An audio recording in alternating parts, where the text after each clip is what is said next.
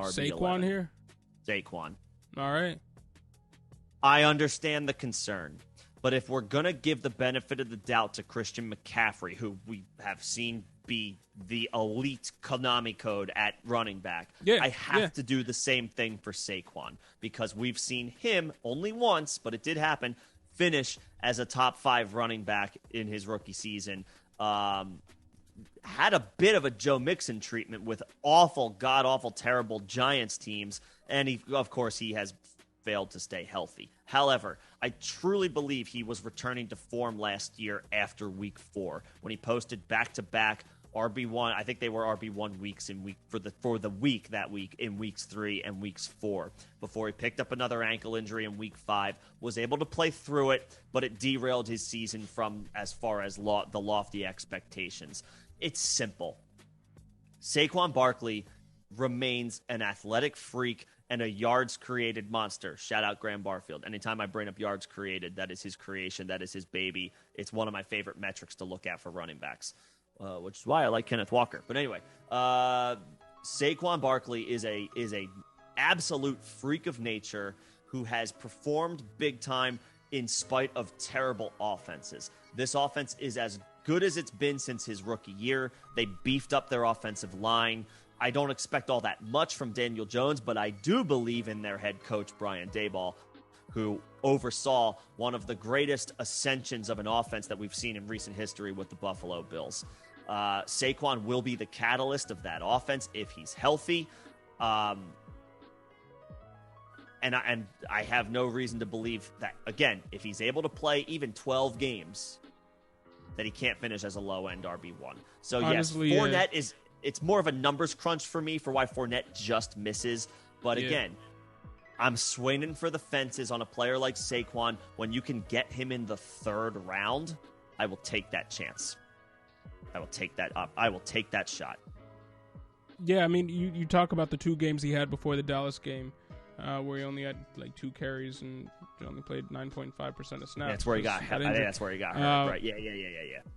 More than 83.1% snap share in the first game, 88.6. I mean, in that 3rd game, and 88.5 in that 2nd game. Was the RB9 in fantasy points per game in week 3, and the RB2 in fantasy points per game in week 4. And then the injury happened. But I mean, Saquon, he was about to be coming into his own. The one thing I can say last year, the efficiency really wasn't good. I mean, 3.7 yards per carry, 15th best target share in the league, or snap share in the league, 12th most targets from a running back, 8th, had to deal with the 8th most defenders in the box, which points to because there was nobody else that the offense was or the defense was scared about. They just keyed in on him. That contributed to his 3.7 yards per carry, and that contributed to him having the 27th best score in fantasy points per game, even though he was 12th in targets. Now, if that efficiency just comes up just a little bit, just a hair, baby, he's an RB1. I believe so. Or at least in the conversation for an RB1, because he's going to get all the rush attempts. There isn't any competition on that team for the rush attempts. We're hoping the guy that just got signed as an undrafted free agent comes in and supplants Matt Breida as the RB2 and Jashawn Corbin, but even him, not any sort of competition for Saquon Barkley's 1st, 2nd, and 3rd down workload, and honestly 4th down too. 41 receptions last year. In his best season, he had 91 receptions. Even in his 2019 season where he finished as RB7, he had 52 receptions. Yep. He only needs to bump that reception total up a little bit more, get net some of that, our favorite phrase, positive touchdown regression, since he only scored 4 last season. And he had 8 in 2019 and 15 in 2018. So a little bit of positive touchdown regression, a little bit more efficiency with the yards per carry on the ground, and they did spend a high draft pick on the O line. If they figure out their wide receiver room. If Kenny Golladay can stay healthy and they can unlock Kadarius Toney and Wan'Dale Robinson can come in and be effective, gives them a little something. Right, it at least makes it so that they can't key in on him at the 8th most highest rate in the league in terms of 8 men in the box or defenders in the box. Yeah, I mean, Saquon can absolutely bounce back. Yep, you get away from Joe Judge, who's a Matt Nagy level coach. Believe in Brian Daboll's offensive scheme. No, they don't have Josh Allen, but they do have an innovative mind running the offense now. And just from that perspective, I feel a little bit better about Saquon. Slim, right there with you, man. Every running back has built-in risk, but not too many of them have the upside that a player of Saquon Barkley can bring to the table if he is healthy, which, again, we never predict or project injuries. Saquon's an RB1. But, I'm really happy we're not hearing about Saquon gaining 14 pounds of muscle. No, he didn't need it. Those quads are already exactly where they need to be. Yeah. So, yeah. But, so he's my RB11. He, right now, for me, it was a tough choice. And really, I have him slashed next to somebody, and it's because I had to throw Alvin Kamara in there, and it's because I had to throw Aaron Jones in there. I have my RB12 as right now tentatively James Conner / Saquon Barkley. So I really got to think. James Conner's my RB12. I really got to think hard about it.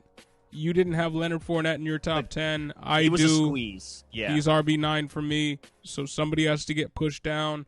Right now, it's one of James Conner or Saquon Barkley. I have not yet made up my decision on that because I did impromptu in this stream put in Aaron Jones into my RB11 spot. Had to throw him in.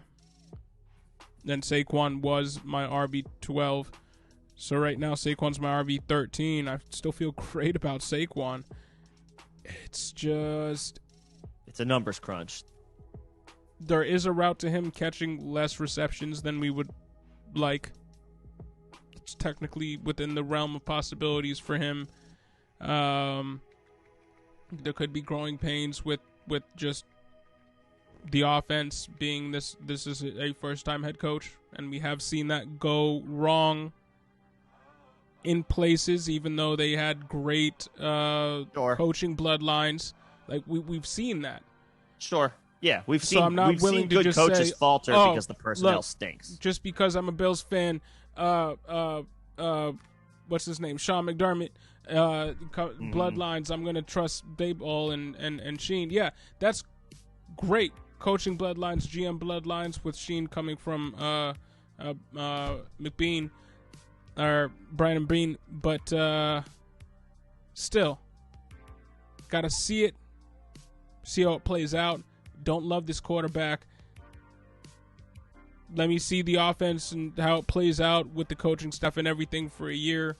That first year with the Bills with Sean McDermott wasn't an all-out great year.